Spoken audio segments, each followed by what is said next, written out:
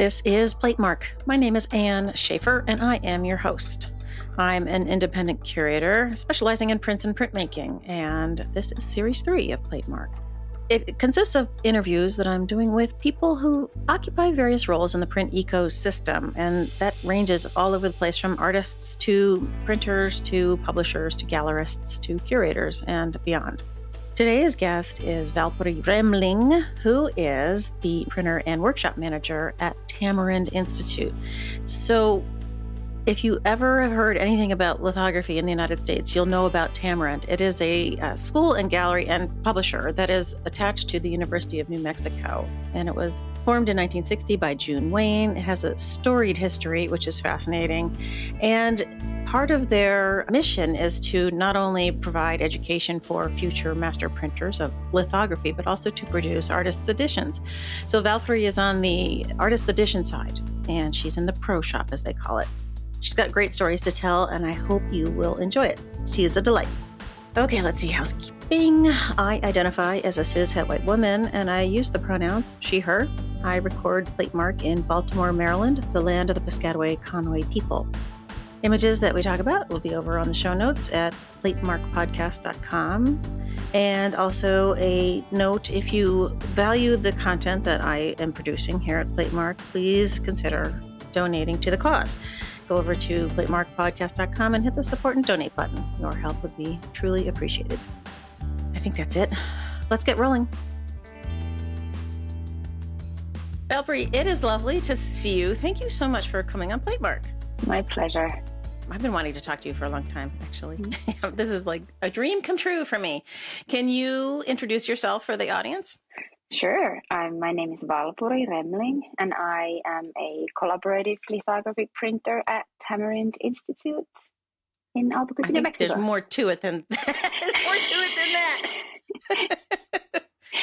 I am the workshop manager and the head, master printer person who prints with the artists and works, and I educate my apprentices and work there.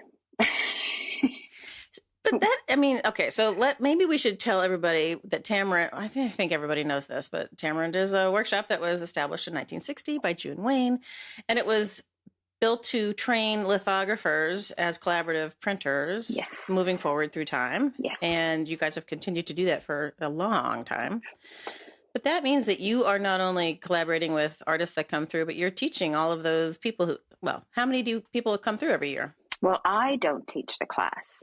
There's 6 students now. There's usually 8. 8's like the number that we like because we've got 4 presses. So the education program, which is part of what we do at Tamarind, it's part of University of New Mexico, but it's non-degree in their eyes, so we keep it, cheap. But it's a really, really intense collaborative lithography program. It's about the technical aspects of lithography and also about the collaborative aspects of being a printer and working with artists, and then also about starting your own shop or whatever your career goals may be. Maybe you want to be an educator, maybe you want to be an artist, maybe you want to be a printer. And our education director, Brandon Gunn, runs the program. He's doing an amazing job with this international bunch of people who come to us.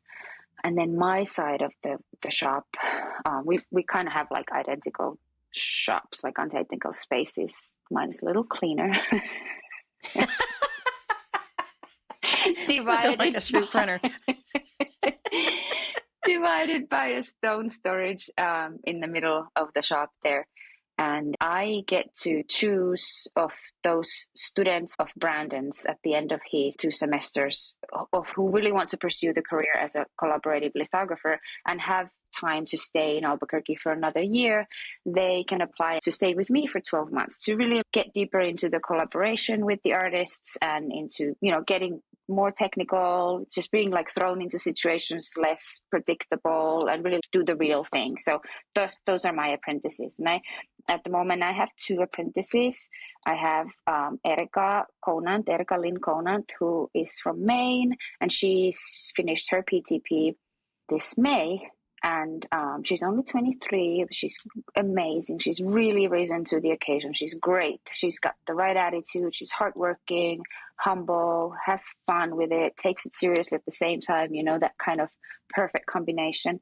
And then I have Julia Marco Campmani, who's from Spain, and she's doing another, well, it was supposed to be 6 months, but it got shortened to 3-4 months, but she's doing like a little bit of extra time with us to overlap with Erika to help her kind of get into the role and find her place on we call it the pro side and the student side downstairs. So the professional artist workshop is the pro side, and then the student shop. So they help me with all of the artists to come, the auditioning, the collaboration, the proofing, everything.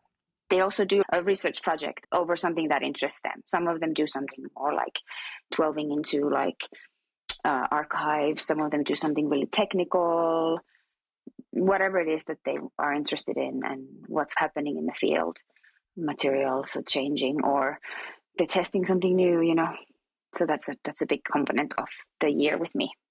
So lithography was developed in 1795-ish, somewhere around there. And how much has once you establish something that works, how much stuff changes technically? I mean, I think that the principle really hasn't changed. And the way people make lithographs really hasn't changed. The purpose and the goals have maybe changed, definitely from then. Materials have changed, not only for worse, not only for better, a little bit of both.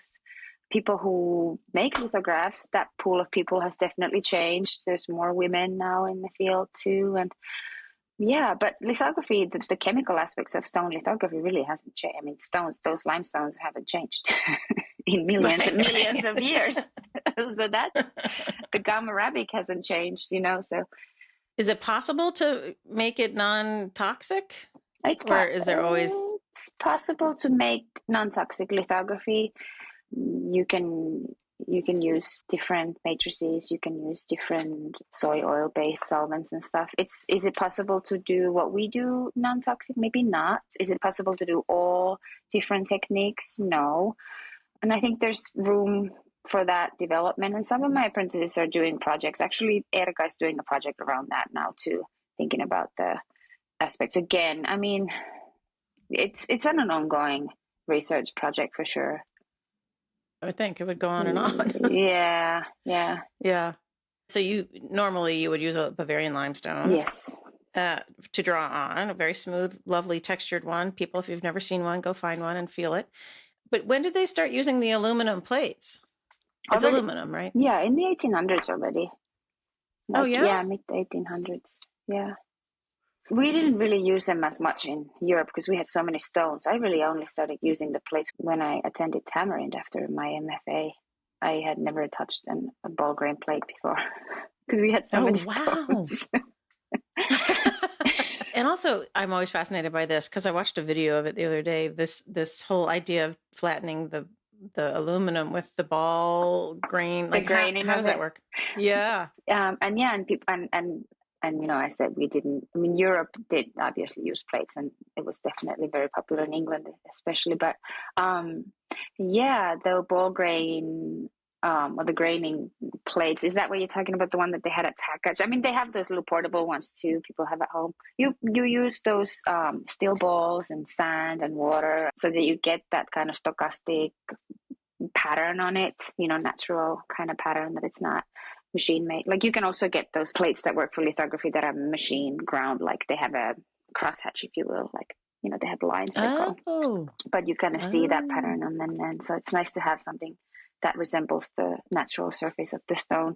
The shaking and all of that stuff it's just trying to get a texture that's close to the stone. Yeah, give it a surface. Okay. Yeah, that you can draw on. That that takes the crayon stuff, and right? Yeah. Sure. You need a surface. Huh. Okay. Yeah. So when did you go to Tamarind yourself as a student? You need to interview Brandon for all of this, material. And he talks about this all day, every day with his students, which I don't talk about this stuff with my students. We just do what the artists need. And he's really good at what he does. I went to Tamarind in 2007 and I went back home in 2009. So I was there for 2 years because I did the PTP, which is the printer training program year with Rodney Hammond. And funnily enough, Brandon was then the apprentice printer. So I know him from then.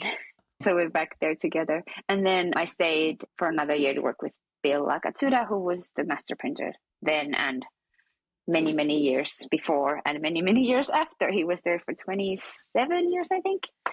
Wow. Yeah. But he's retired now, right? He is. Yeah. 2015 is when I started. That's when he retired. Okay. Yeah. 2015, June. And when you say you went home, where's home? Home. Well, home is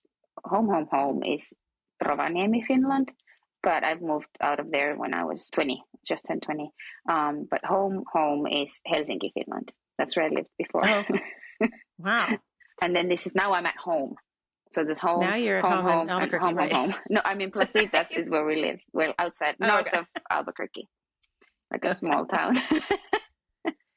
But it feels like that couldn't be farther. Yeah, environment-wise. You're so right. You know, people ask us like, how does this differ from your home? And we're like, it's like 180. It's like 100%, like the opposite. What you can think in every way. Have you been to like Northern Europe? When I was a kid, we lived in Brussels for a couple of years, and I remember it being damp and cold. But have you been to like Scandinavia or Finland? Or I have not. No. Where's your family from? Like I grew up in Connecticut, outside of New York. But like you're like where were they from? The heritage in the old country. My family goes back to, there's a lot of German floating around in there, a lot of English, Irish, Scottish stuff, and sort of maybe a smidge of French, but it's kind of middle Europe there. How long were you in Brussels? We were in Brussels for first and second grade for me. So I was 6 and 7. Oh, interesting. That must have been, what an experience. Yeah. It was an experience. Wow. Yeah, my dad got transferred there. Wow. The company he worked for was bought by ITT, and ITT's headquarters are in Brussels. So we were there for 2 years, and people are like, "Oh, do you remember anything?" I'm like, "Of course I do." It was so different than growing up outside of New York. And then you came back to Connecticut, yeah. Wow. Yeah. Super we came back cool. to Connecticut. So yeah, it was cool. It was super cool. Yeah, we took a lot of cool weekendy trips, like yes. Well, and we took a lot of cool trips, period. But the one thing when we came home, I was like, how is it possible we were there for 2 years and we never went to Paris, Dad? Your dad was like, there's this super cute town right close to Paris, but we're not going to Paris. Right, exactly. Well, maybe Paris is better now that you're an adult. You can go back. That's right. Yeah. And I'm sure you have been. Paris. Yeah.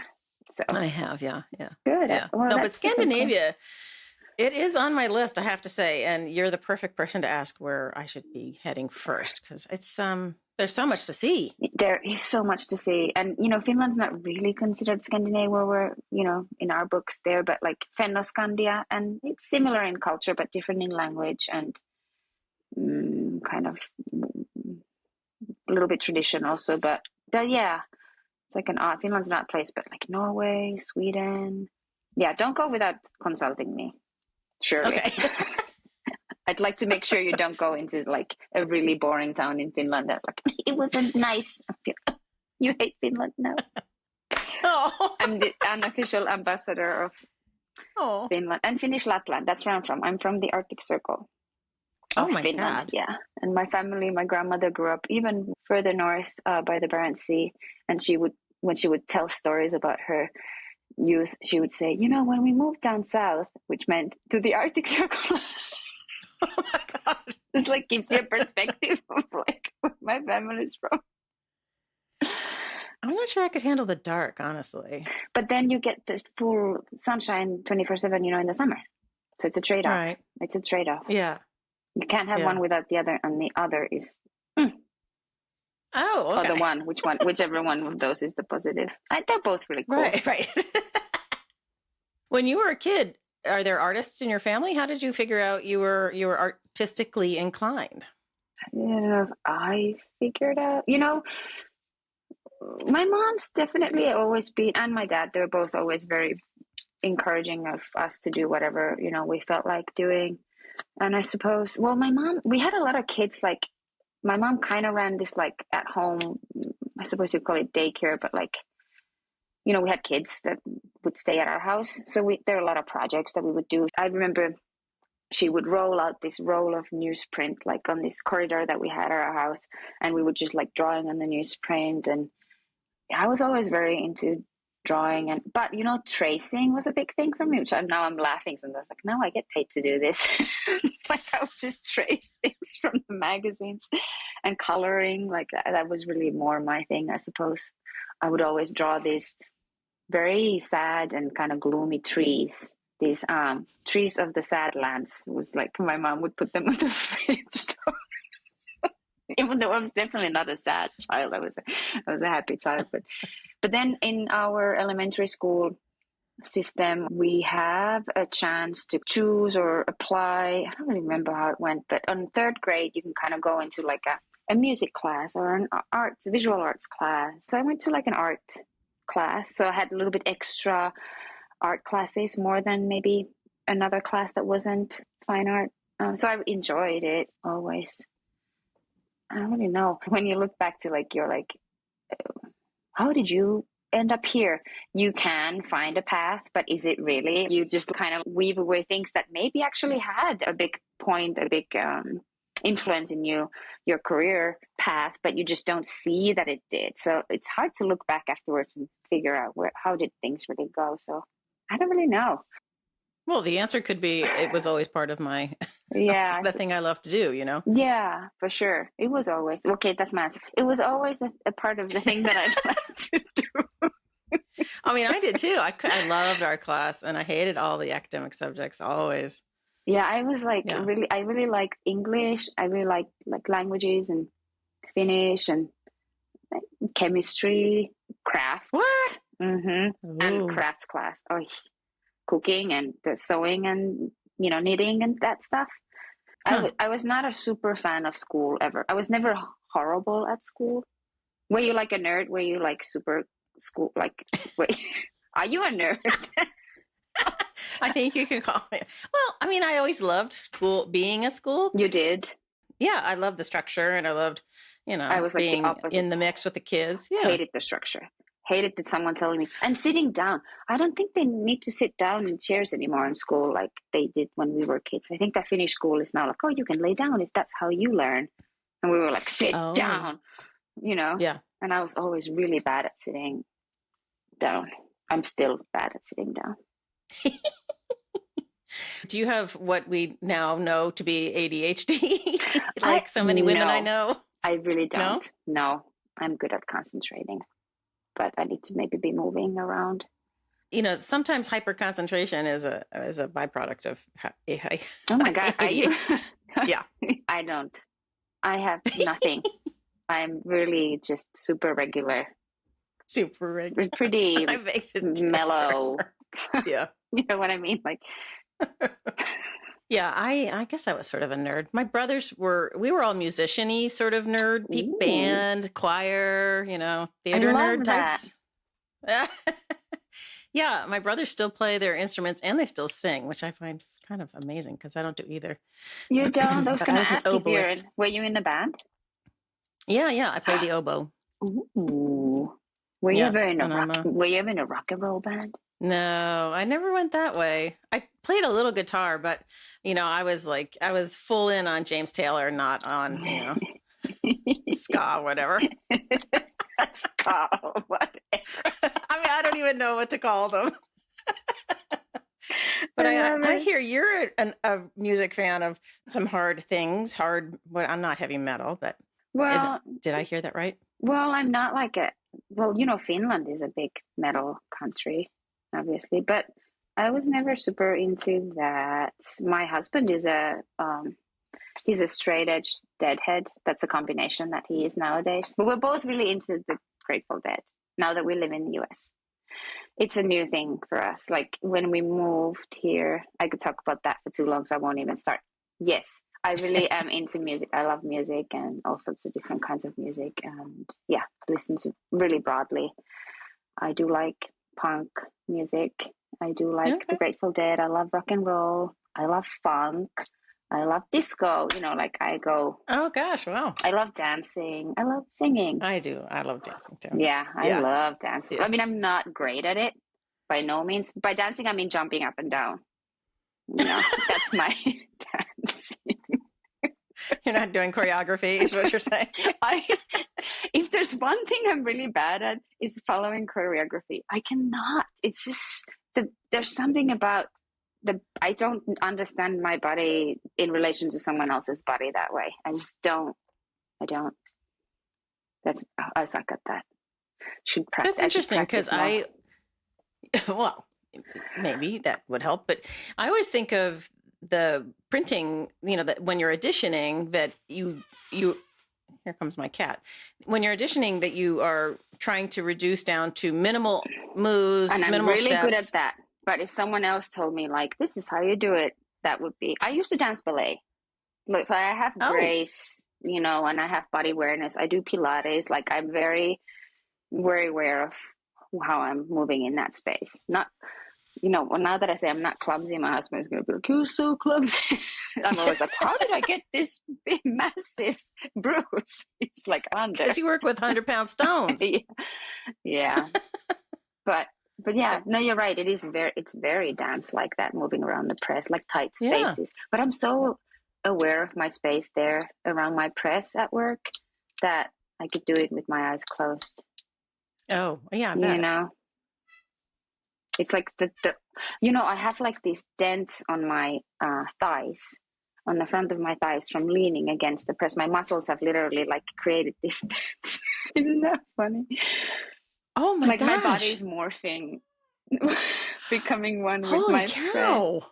I know. Oh my God. Yes, I know that's possible to compress the fascia and it doesn't come back. Yeah. Yeah. Oh, wow. So that's funny. When Tamarind decides to do an audition with an artist, who selects the artist, or do they come to you? Like, is there a cat? Damn it, get down. Jesus. Is the cat's name Cat or Jesus? His name is Harry. He's like, something's happening. I must be part of it. Okay. Harry, please be part of it. Oh my God. We really are looking at artists all the time and following their paths and kind of like, making a note like, that looks interesting. Let's see where they're going. And Diana Gaston, who's our director, is really good at that. Kylie Aragon-Wallace, who's our gallery director, is really good at that. And we get tips from our artists that we worked with previously a lot too. We get tips from galleries whose artists we've collaborated with. Sometimes literally just stumble onto a show when we're at a city for another reason. I mean, it can come in any way, but we do mainly work with artists that it's like invitation based, sometimes we try to invite them for years before we can get them. We also love to have people come back that we've had before. We love working with returning artists, but we're not like some shops that would work with maybe 10 artists and that's it, because that's their printer and they print, and it's wonderful to create that relationship with your artist. And I kind of had a little bit of that when I was working at the shop in Helsinki Litho, between my Tamarind education and then moving back here to work at Tamarind, because you're in a major city and the artists are there, so they can kind of come and go and you can have like ongoing project with them. But now that we're at Tamarind, and our mission from 1960 by June Wayne, one of the mission points is to spread the love and the word of lithography and the literal lithograph, so that more people can have access to it, more people can understand it. And so we kind of want to work with new artists. So yeah, that would make sense. Yeah, and introduce them to the medium. I've always been fascinated by the move to Albuquerque. Like, not that Albuquerque is a tiny town or anything, but you don't have 100 artists wandering by your shop window every day, like sitting, I don't know. I just always found that. Did you ever come? Did you come by? I have not been, okay. No. You know why we moved though, right? You know why, Tamarind? I forget. What? Tell me. Well, even before the Ford Foundation, like the starter money, that was for 10 years, like even before that came to conclusion, Garo Antrijan and Clinton Adams had moved to New Mexico. Clinton was the dean of was he the dean? I suppose. I'm really not great with the university position, so don't quote Valpuri. If that would be that just as a T-shirt. This is like as a live, Don't quote me. I don't. But so he was working here already, and then some of the work that was published by Tamarind Lithography Workshop, which is what we were called back then, was actually printed in Albuquerque at the university already. So Garo and Trijan and Clinton others were here, and Garo was teaching, and Clinton was teaching too, but they were working at the College of Fine Arts. And then when time came to think of, what now, what next, the idea of becoming a part of the University of New Mexico then came to realization in 1970. Wow. Yeah. And so I should ask Diana, sorry. I'm just wondering about like how autonomous Tamarind is from the university, or like Tandem at Wisconsin, they are they pay for themselves. Like they're under the umbrella. Almost pay for ourselves too. But yeah, talk with Diana about all of that. I don't want to, again, don't quote Valpuri. Don't quote me. I mean, I don't, we are part of the university. It's a big bureaucracy. It's a lot of paper turning and red tape, and but it's also a support system. It's a structure. So yeah, Diana, whether she likes it or not, is very deep into all of that. Or Marge, have you spoken with Marge? That's our previous director. So those are two people who would really have stories for you to tell if they would share. Yes. Yeah, Marge is on. Marge has been on my list for a long time. I just haven't gotten in touch. Yeah, hi Marge. Yeah, you have a lot of people to talk to, so you're not going to run out of. There is no end of people to talk to in this niche of the art world. Yeah, it's kind of crazy. Yeah. When an artist is coming, are you part of the team that says, yes, we'd like to work with Dasha Shishkin or whoever it is? And when they come... I would love to work with Dasha. Oh, hello, Dasha. She knows. She's a super fan. I know. She knows that I'm a fan. How do you get a new person comfortable? Like it must be a process, and you don't have a lot of time, I would guess. We start early. I mean, if I can, I love to do a studio visit. That's a big thing. I love to see the artists in their own studio, surrounded by the things that they know and love. If I can see some work in progress, that's a big help for me to be able to then help them when they come to our studio. It's a massive part of what I do, is making the artists comfortable before they even get there. I understand how difficult it must be to come to the desert in the middle of nowhere. It's dry, it's high altitude, you feel dizzy, you feel sick, you need to drink so much water. But then you're in this space where all these people are so excited of this weird thing, but you're vulnerable. I mean, I bet it's difficult. A lot of artists, especially painters, I say, because oftentimes painters don't share their spaces with other artists. You don't really necessarily show work that's unfinished. You don't share those moments when you're unsure of something with maybe anybody. You can kind of put it aside, put it away, come back to it with time. There are a lot of things that happen when the artist comes to us that we really, really, really need to smooth the way for them. And we try to do it in a way that doesn't feel too nurturing or nursing. We don't want to baby them so that they don't feel. It's a balance that we need to strike so that they feel supported, revered, and that we trust that they know what they're doing, because we do. But sometimes they might lose themselves because all of a sudden you're in this white cube that you're not in your own space. What do I do again? What do I do for a living? So we really, really work hard to make them feel comfortable doing the studio visit, being in touch. I like to call them. I write letters or email them when I have ideas or I see something they might be interested in according to what we spoke about. Big part of it is creating language around our collaboration that's going to come. Having those words that we already shared about something that we looked at together is a big thing. We have history then. We can refer to something that we did together or saw together. Maybe it was at their studio. Maybe we went to see a show together. Maybe we grabbed a beer, talked about something. Whatever it is that we did, that we can refer back to that. Oh, yeah, we know each other. We know what we're doing. I build upon that, and I build onto the language together, the trust. We are in this together. I'm not going to let you down. I know what a good lithograph looks like. You can trust me in not making a fool of you here. You're not gonna, Uh-huh. you're not gonna come out of this failing. There's no failing. And if the work doesn't come together within the time frame that we've set, then we continue it. We try to not have the pressure, but as printers always do, we are aware of the time, and we work super hard to make things happen. But we try to work in a way that it doesn't stress the artists when they're there. We do want them to see us work hard so that they can also then respect the choices and the end product and feel like we really gave our 100%, because we always do. We really don't. I don't think of anything else when I have an artist in residence, anybody else. I go to sleep thinking of the projects. I wake up thinking of the projects, have ideas. I text them immediately.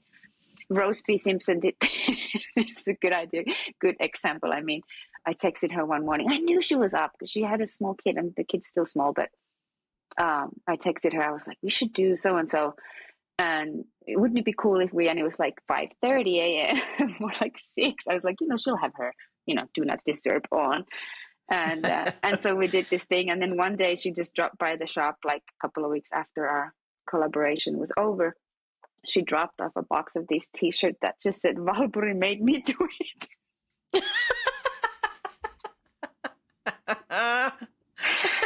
So we which is not what I want. I don't want anybody to feel like I make them do anything. I love the collaboration as much as I love the editioning, for very different reasons. And I think that they are such great super opposite actions that you can have at your job, in your life, that really balance each other out.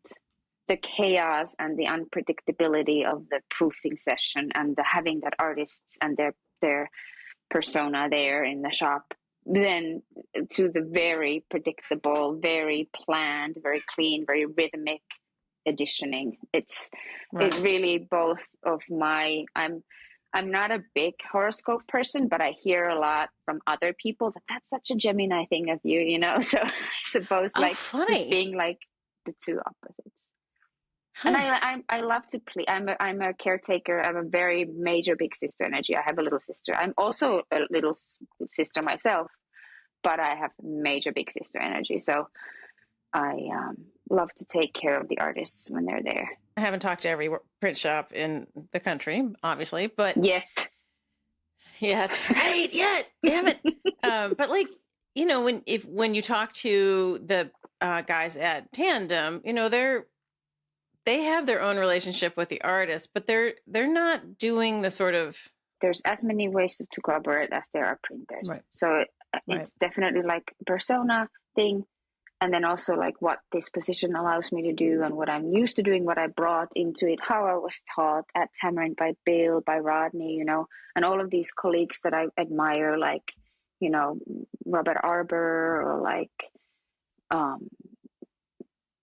Hamilton, Ed, or, all these Richard Newlin, like all these older dudes that I got to talk with, But I bet that people at Tandem would also love to do that, but it's different structure, I'm sure. And I think they might not have quite as much time. So maybe there's the positive to the fact that we do bring them here for such a continuous, little bit of a longer 2 weeks to a month. We try to bring the artists here. I love when they're here for a whole month. So, I mean, you really do nothing else for a month than collaborate and create the work. Wow. Isn't that amazing?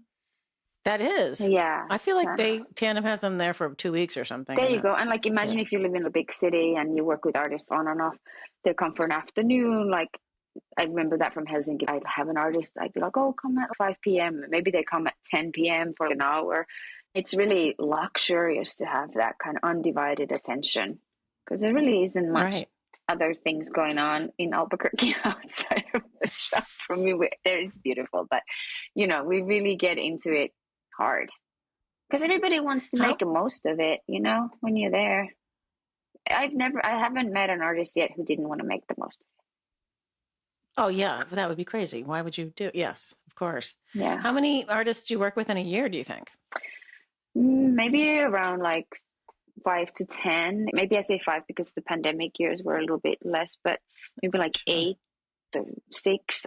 I'd like there to be not as many artists, and maybe and that's a personal thing again, like, because I've been there for a while now, and I like a complex project, because then it's challenging, and I like a challenge.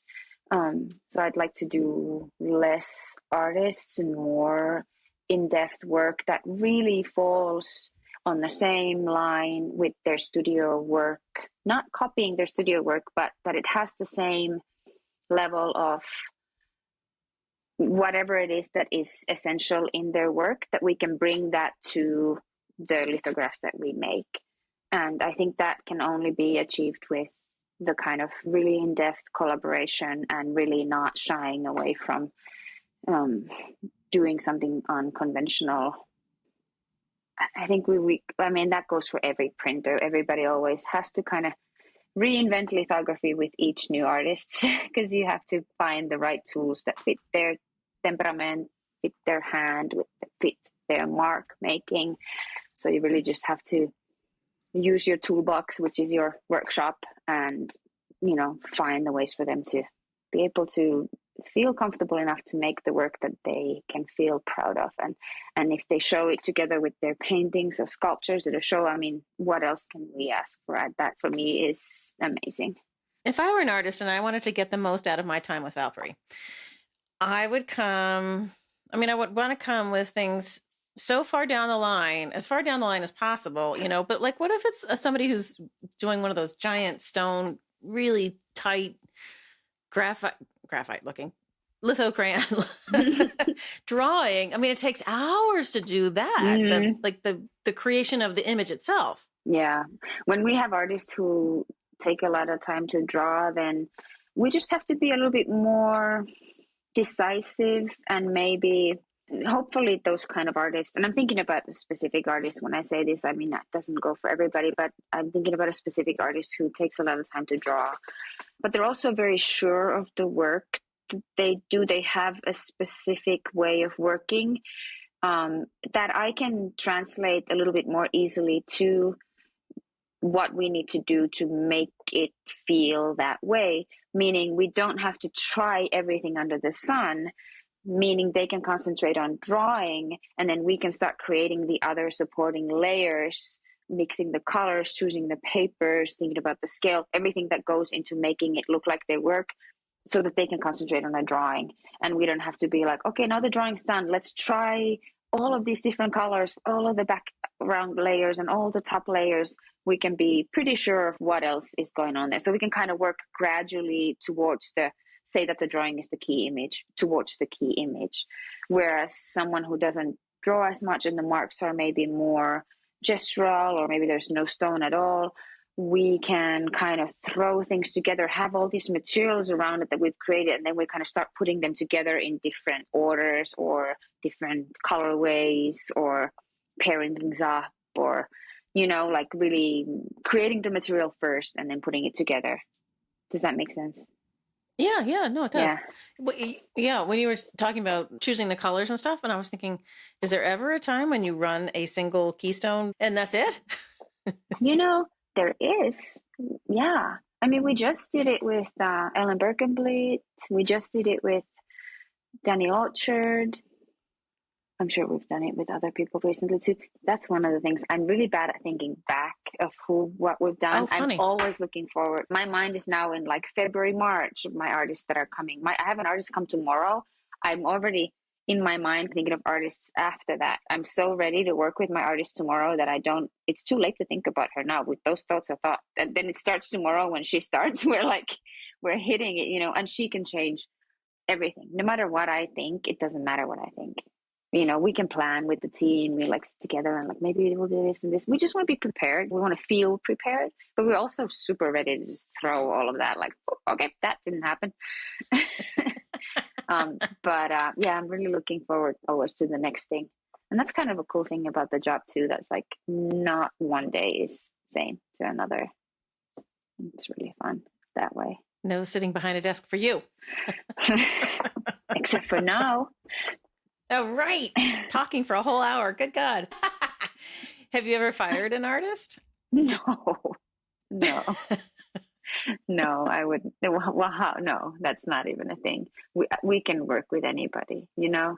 And even if they really, maybe there've been artists who've been a little difficult. I think people are only difficult because they feel uncomfortable, and it's not their fault. No one comes. No one comes there to be a.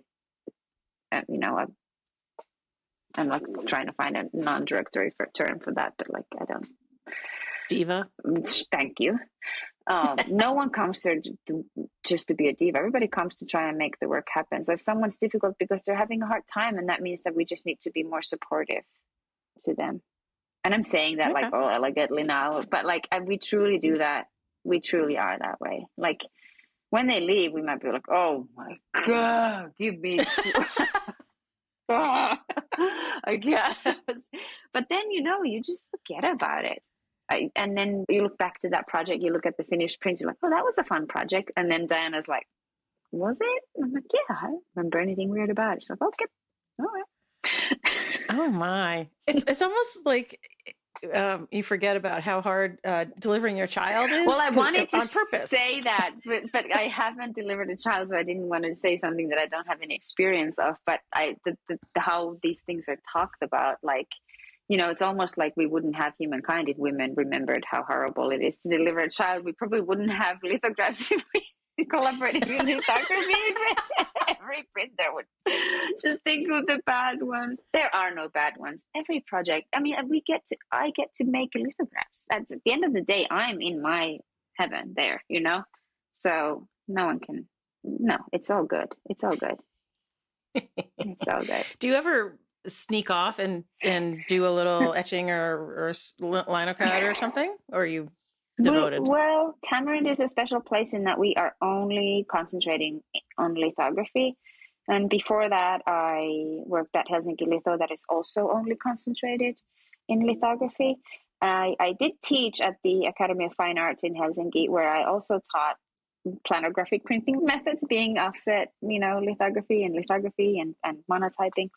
So I don't professionally make any other kinds of prints. I mean, I have a teeny tiny little proofing letterpress, teeny tiny little like table boom, boom thing in my garage. And my husband has a screen printing setup in our garage. But I don't touch that.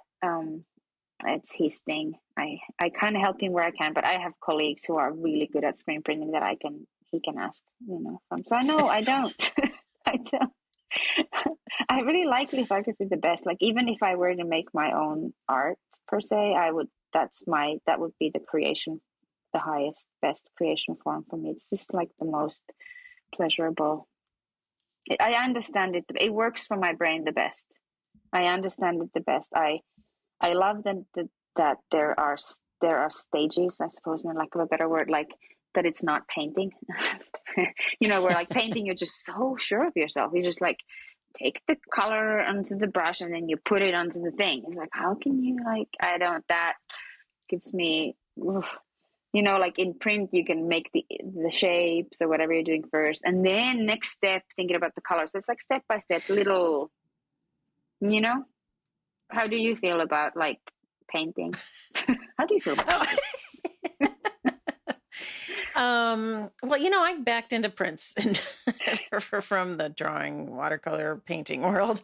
I confess the intimidation factor of a plain white sheet of paper and a paintbrush is huge. I have come to really appreciate the necessity of having a plan of some sort with printmaking in any of the techniques, just because it makes you consider things more. You have to be more sure, really, of what you want to do. I don't know. I really appreciate that part. And then, like, it's not even so much the intimidation. Please help me. Intimidation factor. Thank you. Like once I start saying something wrong, I can never say it right again. I made this decision of this shape, and it's done.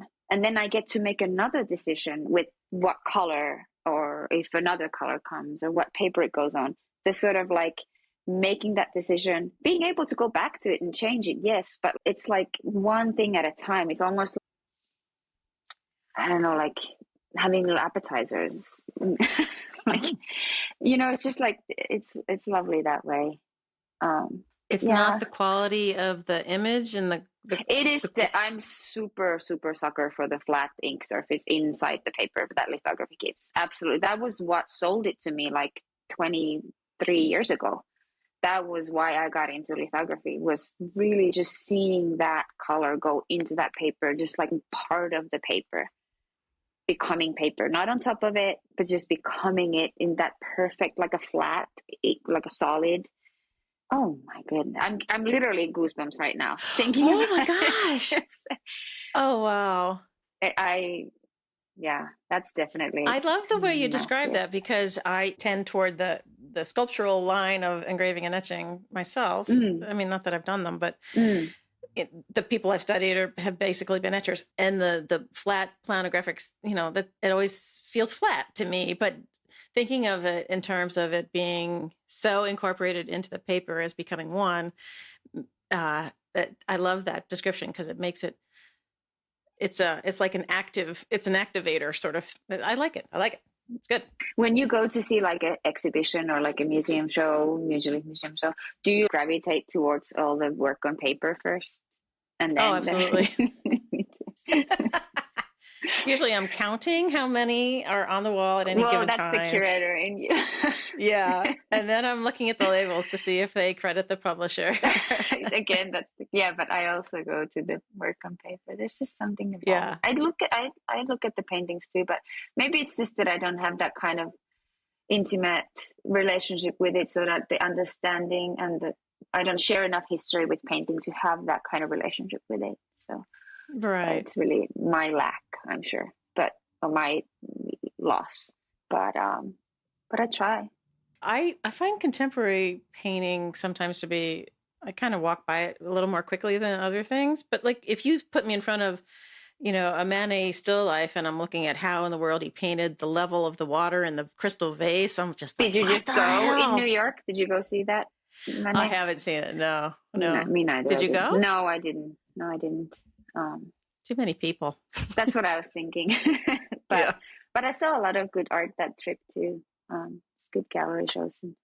Yeah. Oh, for sure. Did you Yeah. No, like it the was fair? cool. Did you like IFPDA? I did, yeah. Because I'm no longer buying for the museum, I'm much less obsessed with looking hard. So I kind of looked, but I didn't really look. I You was were just talking to talking people with. like you. I was gonna say you. How do you even have time to look? People are pulling in your sleeve. Hey, Ann. I know. I was there for 3 days, and Wow. yeah. And I still didn't talk to, like, I totally didn't ever catch up with Pam and Ria and Paulson You Fontaine. I was like, didn't. I love those. no, I love those women I and know. the They work were they always had do. people around them. Oh, I it's know. such amazing work. Yeah. Yeah, I haven't been. Yeah. Have you been to their studio? Yes, I have. You have? I haven't. I really want to Yeah. go. I've They've never got a been to. great team going. They do. They have one of our printers there now. Yeah, Rudy. Our printers. They're everywhere. They are everywhere. It's totally true. Yeah. 60 plus years of putting printers out in the world. Right, exactly.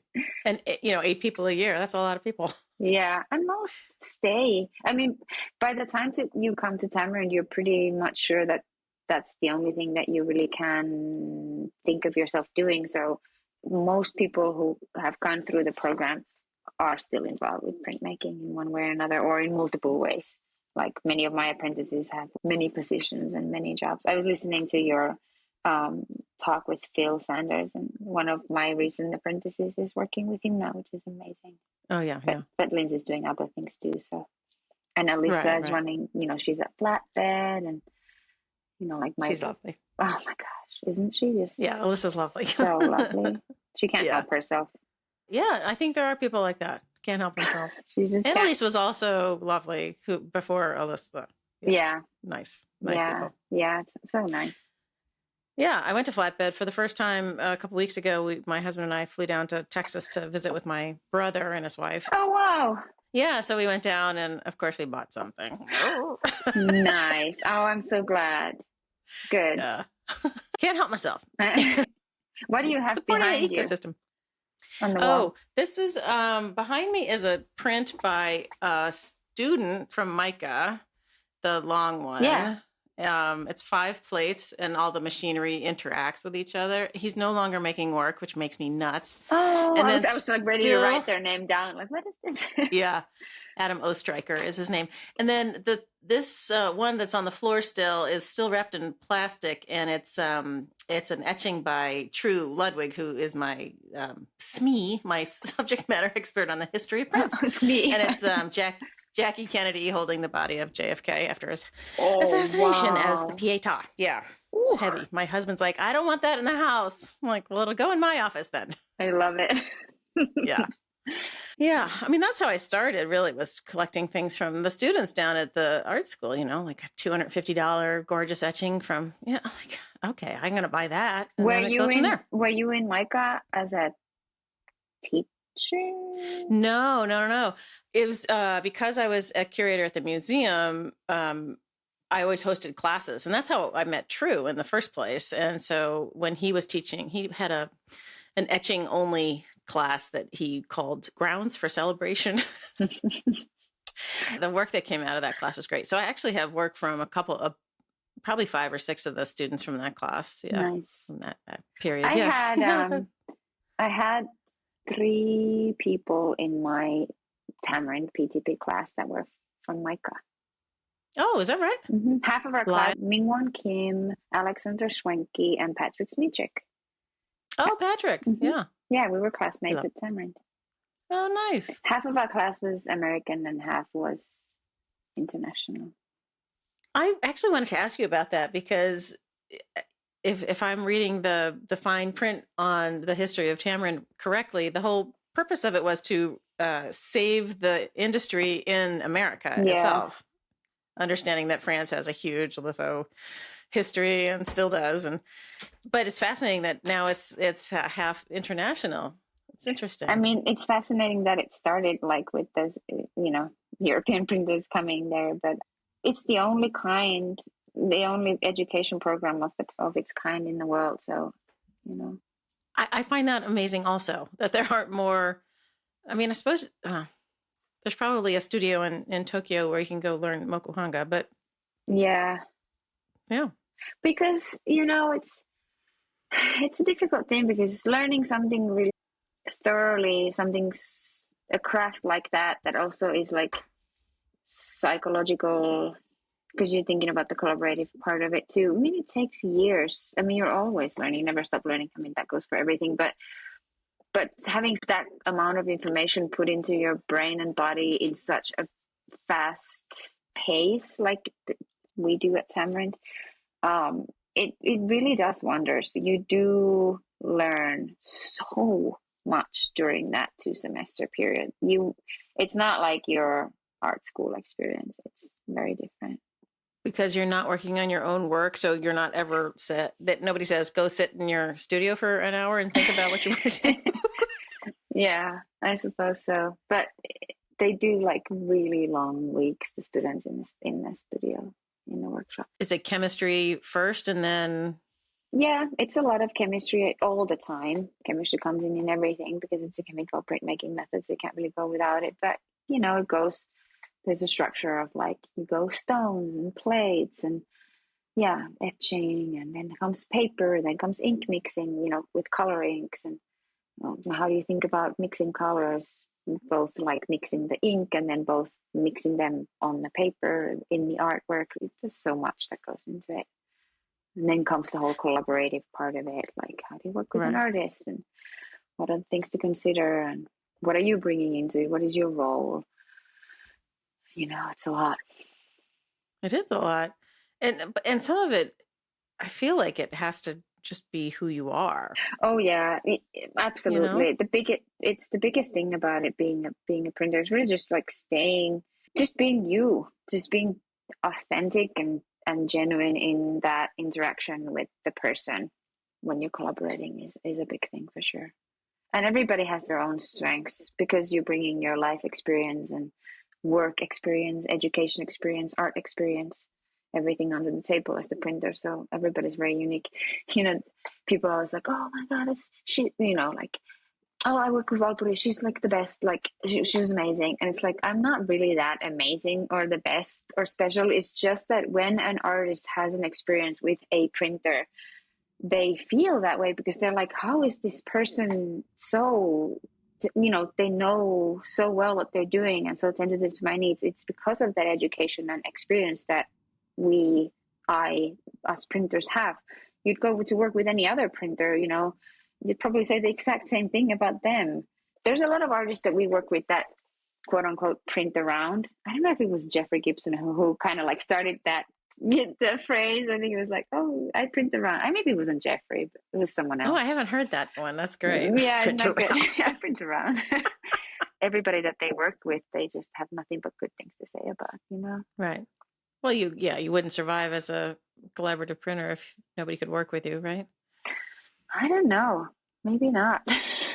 Yeah, I mean, you probably very soon find yourself as a pretty straight up contract printer, probably. Maybe. Yeah. Do you guys do contract jobs? I was just going to say, not that it's any easier to be a contract printer. That's really difficult because you have boundaries. It can only be 3 rounds, and this is the size. We do some, yes, and our students especially, they work with artists, and that's a contract project. That our students on their second semester, you can actually apply as an artist to work with our students on a project. 2 projects. You will get 2 prints. You work with 2 student printers. Yeah, it's amazing. It's an amazing opportunity for artists to make prints for even a cheaper price. Like it's amazing. What? By the time this comes out, I'm sure the application time has closed and ended, but it's again next year. Wow, I didn't know that. Mm-hmm. Yeah. Yeah. I mean, we have different kinds of ways, different kinds of contracts on the pro side, like on my side, how we work with artists. Mostly we're the sole publisher and we publish and show and sell the work. But sometimes we work together with a gallery. Sometimes we work together with the other publisher, which is usually a gallery. But so there's different ways of making it happen. Right. Huh. Yeah. That's interesting. I didn't know that about that's good. See, I'm glad that I said, because it's a massive part of their education. And Brandon's overseeing it, and he's a trained printer. The students have to make impeccable work. Like, they have to make really good work, and he's there to help make the project move forward if the students get stuck. But it's an amazing opportunity for the students to really learn about working with the professional artists, because they do work with each other, collaborate with each other. They collaborate with the students from the university, not just fine arts, but also like architects and photography is also fine art, but so is architecture. I don't know what to not just studio arts. That's the word. Studio arts. But these are people who are still students, and oftentimes they are undergrads, so they're still finding their ways, finding their confidence, finding their voice. So working with a professional artist who, quote unquote, knows what they're doing is a different experience, truly. So it's wonderful for the students, and it's wonderful always for the artists. Everybody who's worked with our students absolutely loves their projects with them. Do the prints that come through that part of your situation, do those go into the regular inventory? Like when I click on artists on the website, are those prints all in there? I don't think so, because they're contract projects. So they pay for the work and then they sell their own work. Yeah. So all right. Yeah. But you can see them, I think, under this. I think on our website there are images of some of the projects for sure, just to kind of show what they've done. Yeah. Wow. Absolutely. That's cool. Yeah, it is very cool. It makes me want to come out to Albuquerque and see you. I can't believe you haven't. Have you been to New Mexico? I was in Santa Fe during graduate school for 5 days, maybe. Yeah, one of my grad school classmates, that she was a year ahead of me, and she had a job at the Museum of Fine Arts in Santa Fe, and so I went and visited her. Yeah. Wonderful. It was cool. Oh, well, yeah, it's time. And one of the strangest things happened. We went out. Oh God, I'm gonna forget the name of the place, but we drove about 45 minutes out to this Mexican restaurant that was supposed to be like the bee's knees. Okay. And we drive, we drive in, and we pull into the parking lot. There's nothing around for miles. we pull into the parking lot and I turned to my friend. I said, Ellen, you're never going to believe this, but my parents are here. What? My parents were traveling. They had like converted a Dodge minivan into like a, little queen bed in the back. Like they were doing the whole camping thing. And you My had not hippie parents. coordinated this? No. Oh, and you saw their van outside and you were like, my Yeah. parents. Yeah. I walked in. I'm like, hello, Dad. And he's so, He was like, hi. he said hello. He paid for our lunch, but he didn't stay. It was so funny. Like, nice to see you, Dad. Thanks for lunch. Yeah, only New Mexico. It's got a weird vibe to it. So things like that can happen, It's a magical place. Rancho de Chamayo. That was it. Okay, yeah, in Chimay. Okay. Mm-hmm. I haven't been. I'll see if I can see my mom there.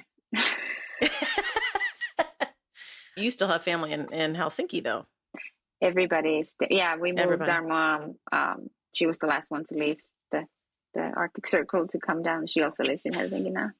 And I have 4 nieces, which are nice. My pride and joy. Aw. Yeah, have you sucked any of them into the print shop?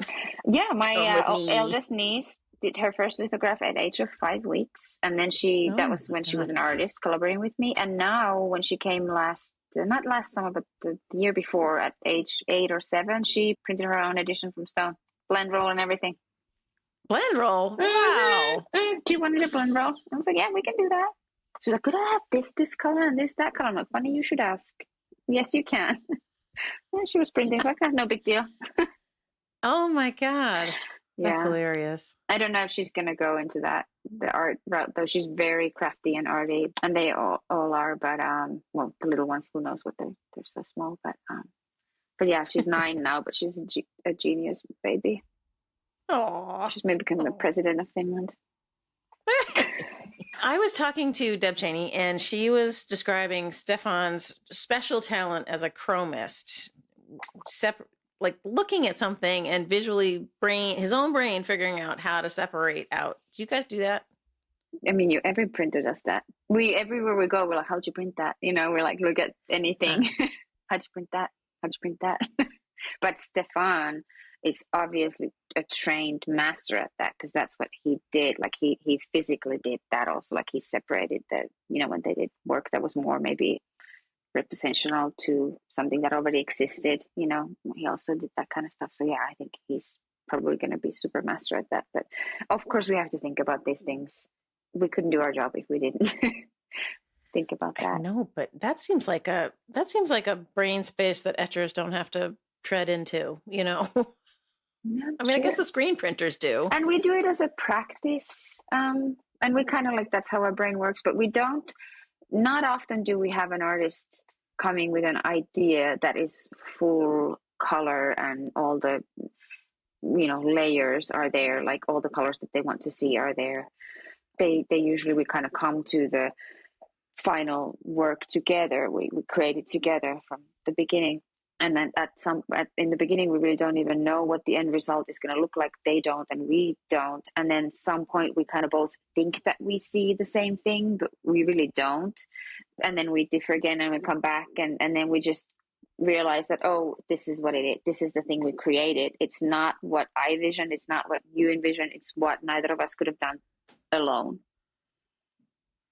That being said, I did have to kind of do that with Jeffrey. I mentioned Jeffrey again because that was a recent project, and he's so amazing. But we did 2 prints do you remember the print you saw at IFPDA, the 21 color one? That was just so fun to make. This is Jeffrey Gibson, right? Yeah. And then the other piece is this Mighty Real, it's called, and it's a very intense drawing on a stone, and then it's basically a CMYK, because he had this idea of what the work could be and what the colors could be. He kind of did it on a computer, but we didn't want to make a CMYK separation. Like we didn't really have anything to separate from, because it was just an idea on the computer. So then to make the colors kind of work, we I did in my head separate them and think how we can make this work with these 4 colors. It was a little bit of a time crunch. We were at the end of the residency, and we made it work. There's one blend there, but everything else is just like using cyan-ish, magenta-ish, and yellow, and then the black, and just blending them with different kind of mark making, just like making it work. Yeah. So I've never talked to somebody who talked about making separations in their head. So with such great facility, like how do you look at something? Where do you start? I don't get it. Yes, you do get it. Well, because we're not thinking about like dots that need to perfectly align to make the perfect color. Like we're not doing like a photographic rendition or something, but you think about like, oh, there's this like really, really dark striking blue. So, what does it need in addition to the full cyan that we can make it that color? Okay, we need to add a little bit of the red in there, but how much? Let's just make a really light addition to the reds to make, or there's like a really light green. Okay, so we just do a little bit of the cyan one, they're really light, but then like more of the yellow so that it like, then you just like think what colors are in there. How would you print that? What would you put there? Oh my God. I know you're like, it's so simple. It's not simple. Well, you're not looking. If you were looking at the thing, you would be able to like say the same things. All right. I've never tried it, so maybe I'll, yeah. Yeah. See, there you go. If you take it as a practice, then it'll come a little easier. Okay. Yeah. Yeah. I was describing to, I think it was Craig. Yeah. Craig Zamiello that. I don't know Greg. Oh, Craig Zamiello? No. Oh, he was at ULAE for many years, and now he prints for Two Palms. Oh, maybe I've met them or seen them, but I don't know them in person. Huh. Probably. I don't know. Is that episode on your website? It just dropped. I think last week. Maybe, I will listen as we're recording this. Yeah. Okay. But he. I was describing this idea first that if I had known when I was in graduate school that this was a world I could be in, I'd be tempted to have, because I do like to be creative adjacent. Yeah. But also this idea that as a viewer of the prints, like we come to it at the print fair behind glass, and that's the first encounter we have with it. And so if you are somebody like me who's, in the print department, you're at the museum, you're spending a lot of time trying to figure out how it was made. When I really should just call you, right? Right? We talk about that so much. Like we do have curators. We have had curators come and do workshops, and where they've actually been able to make a lithograph themselves with each other, and then also look at a lot of prints and talk about how they were made.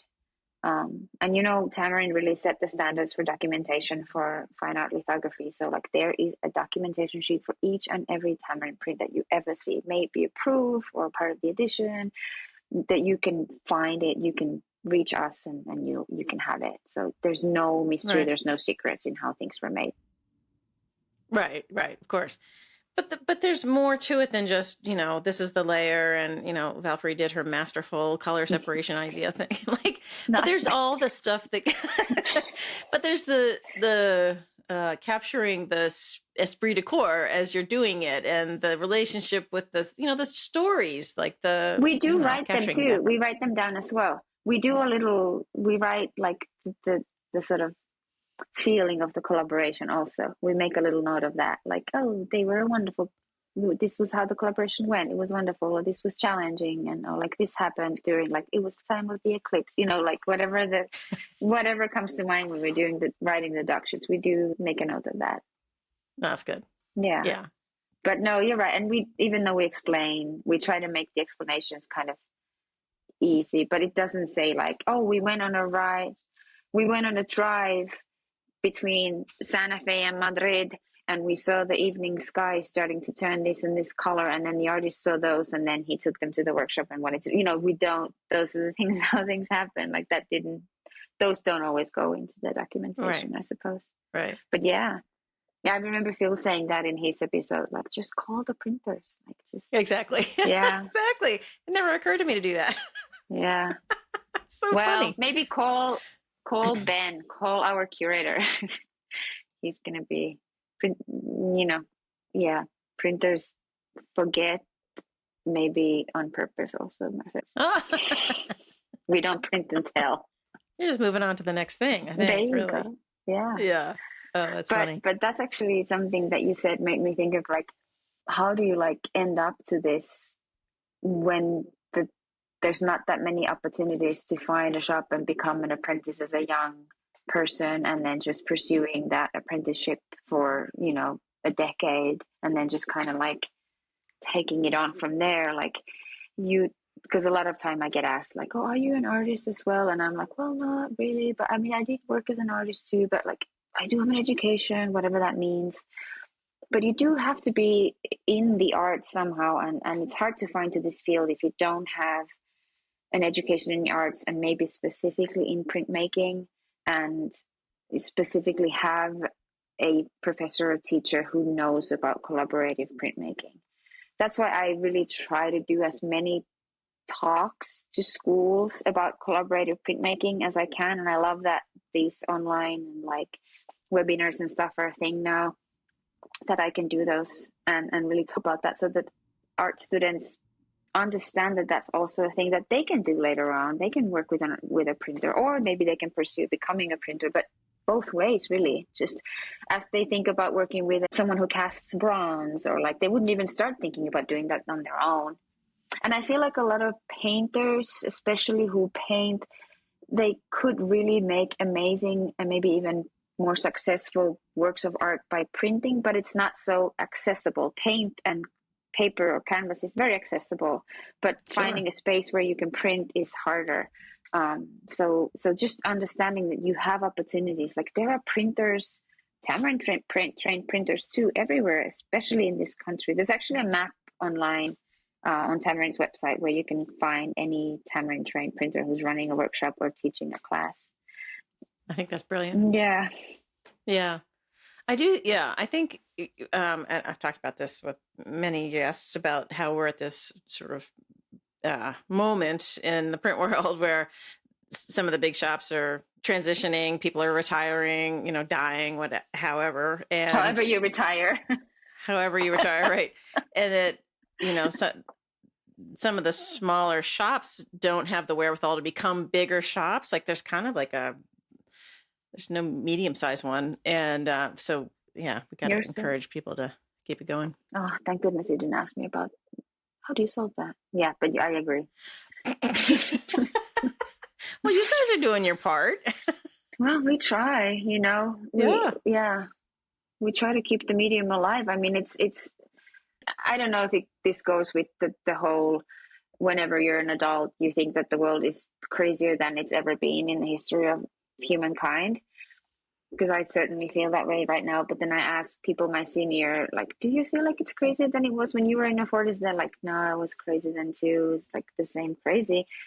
But that goes for like, print shops and lithography, I mean, as well. It's like, okay, it's like really time to save lithography. Like, I feel like we always feel like this is the time when we need to save lithography. And that's what June Wayne felt in the 60s. And maybe there was a time in the 80s when it was like, woo, like really booming. But, I don't know if it's the same phenomena that you just feel like it's that way when you're really into it. And we're so into it. Also, you have to kind of, everything I say, take with the understanding that I am really solely into it. Like, my whole existence in this country is because of this, so it's really my whole being. Like, I am fully engaged with lithography, collaborative lithography, materials. I am really 100% just doing that. So I'm not like, I don't have maybe the kind of perspective that a person who also has other things going on in their life. Right. Yeah. I moved to this country to do this job. Like, like it's that brings a certain kind of presence to something that you do when you go across the oceans far away from your family. It's to be, sure, of course, to do something. Yeah. You just really. I'm never sure if people listening have listened to all of the episodes or not. Like, of course, you're allowed to cherry pick, but when I was talking to Susan Tallman not too long ago, who ran Art and Print, the journal, for a long time. Yes. Her point about this sort of tipping point between shops, the big shops maybe morphing into whatever the new is going to be, that it follows the economic trajectory of the country, and the boom from the 60s into the 80s completely follows the post-war rise of the middle class. And now the income inequality piece is making it so much harder for, like, I don't know that my kids will ever be able to buy a house, much less invest in some art, like they don't have the extra cash that my parents did, I've heard of extra cash. I'd like to investigate into the idea further. The concept. I'm familiar with the concept. Exactly. But exactly. Yeah, I'd like to get deeper into that. But no, I know what you mean. Yeah. But then again, we think like, well, then, something like, people talk about the sort of equal opportunity aspect of a print. Sure. You can first of all own something that someone else also owns. I love that, because you're buying art not because of it's mine and only mine. I need to own it and it's mine.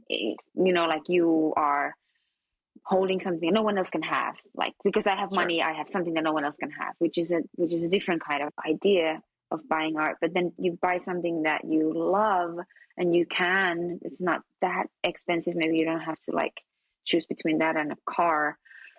And then you can share it with other people who also love it. And I feel like people and young, youth is more collective and collaborative anyways, maybe than before, because they can. It's easier to collaborate with like-minded people, because you can, like, I think about myself growing up in a small town on the Finnish Arctic Circle, like without internet, before internet, like, how do you find like-minded people? My husband tells, like, he's very old. He tells this, he was born 71, so not very old, but he's like, I'm older than he is. Oh, shoot. He's older than I am. So he used to like trade, like they would buy punk from like East Coast, like Boston, or like Triple B Records. They would buy records and they would send money in an envelope and just hope that something came back. Or they would send like Finnish punk to the US because they knew about that. Like, how do you even know about these things? Like, you just find out through someone went and saw, maybe had a record, and you look on the back of it, like, who made this record? And there's no website to go to. Now kids have so much and I'm saying kids, but I mean all of us have so much. Yeah. But starting from young, you have this opportunity to find like-minded people and collaborate and feel this togetherness with other people. There's something to it that should and can and is bringing good things to, There's two sides to it, right? One is you find people that think like you do and enjoy the things you do, but then also you kind of get trapped in a bubble where it's easy to not talk to people on the other side. I'm just thinking politically. Like, I live in a really super blue bubble and all of my friends think exactly like I do. It's not good. Yeah. It's comfortable.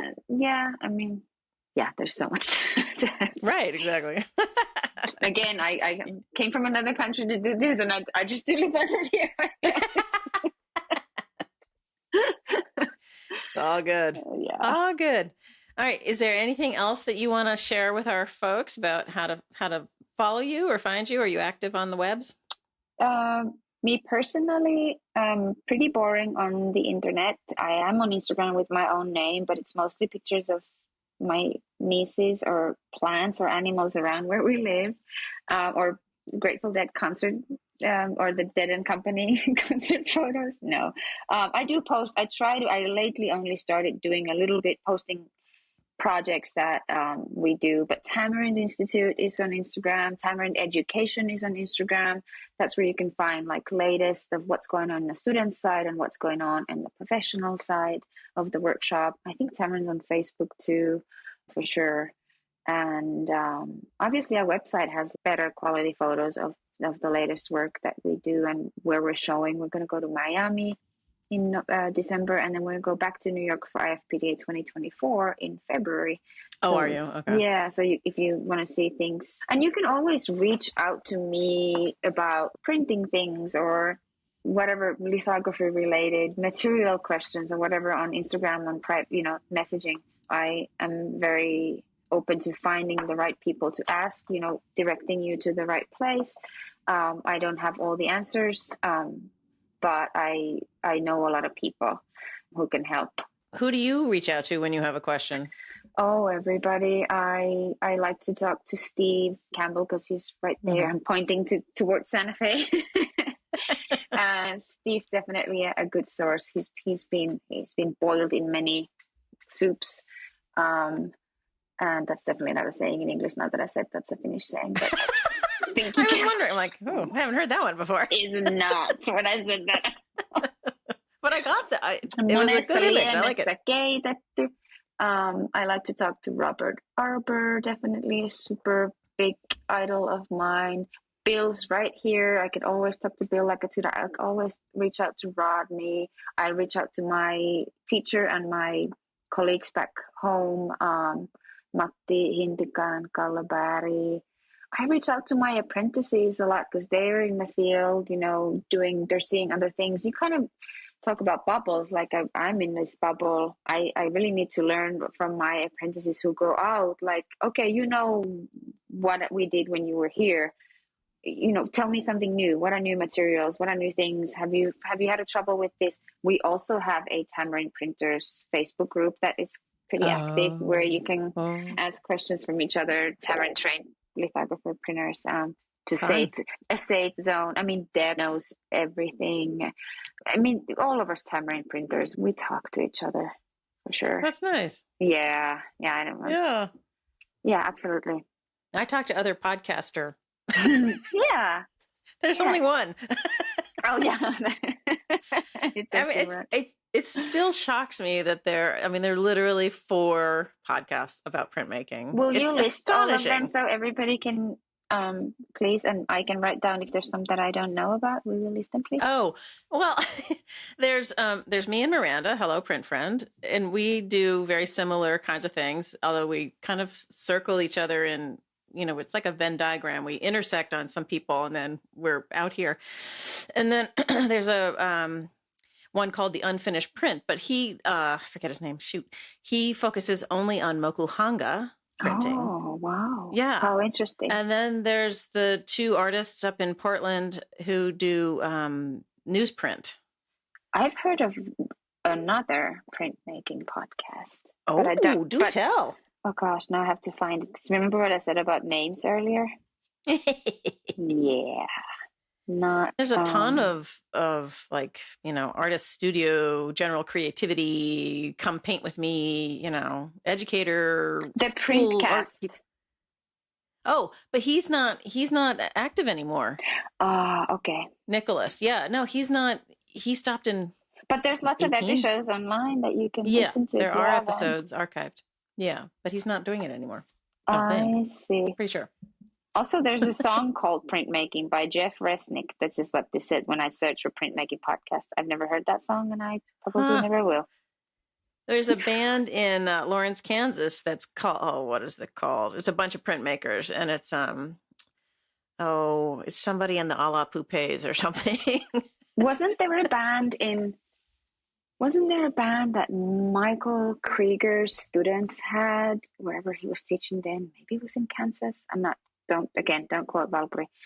But it was called the Tamarind Fold because the way we teach them to fold rags, which, everybody folds rags the way they want, but apparently they call it the Tamarind Fold. That was a good band name. Is that in the thirds? Well, it used to be, but the rags are getting very small, so I just do them in twos now. Because I think I've heard of the Tamarind Fold. That's you so have funny. to. Have you heard the Tamarind Fold band? Well, I've never heard any songs from them, but yeah, I'm gonna have to Google them. We should have one of the printmaking bands on the podcast. Yeah. I'm trying to think if there's something something smart that I should say that Diana is like dying for me to say at the end of this. She's like listening to this and be like, Valpuri, you were supposed to say something. Well, I'm going to say that this podcast is going to come out too late for that, but I am going to point out that we do have a new workshop that's for the first time this summer, which is a 1 week workshop, because we used to have the 1 month summer workshop, which still happens. But in addition to that and the PTP, which is the 2 semesters, there is also a 1 week workshop, trying to be a little bit more accessible because it's hard to leave your life for a month, not to even mention 2 semesters. So Right, of course. that's something that people can look up. Huh. So a week would be, you would welcome a me, or you're looking just for artists? I'm not quite sure if he would welcome a you, but I think he might have to, because I have been kind of telling all my friends who don't really know lithography to come. So I think he's going to welcome everybody. Maybe it is a beginner. I hope it is a beginner. Oh, that'd be fun. Yeah. Yeah. Huh. Well, yeah. Maybe that a would week be in Albuquerque. Yeah, doing lithography. That's hanging out with us. Doesn't sound too bad, does it? No, it doesn't sound bad at all. And you can go to the UNM Museum houses are all of our archive from 90s. You can have that. Angel, who works there, is amazing. She can pull prints for you and share information, notes from the printers and all that stuff. Oh yeah. So there's a lot. Yeah, there's interesting things you can do. All right. Yeah. So this is the call out for people. Go visit Tamarind down in Albuquerque, and you can say hello to the fabulous Valpuri and everybody else who works there, and see great stuff and take a workshop. That sounds awesome. Yeah. And we have a gallery, on the second floor in our workshop. So there's always a show up of stuff that we've made. There's a wonderful library that in our building that you can sit in and read about printmaking and lithography, and you can do a workshop tour. But you might want to reach out to Kylie or somebody in the staff before. Oh, sure. Just waiting for by a tour, appointment, people. By appointment, exactly. Can't just walk in. Yeah. Oh, that's great. All right. Well, Valpuri, thank you so much for coming on Platemark. Thank you. This was fun. Thank you. Good.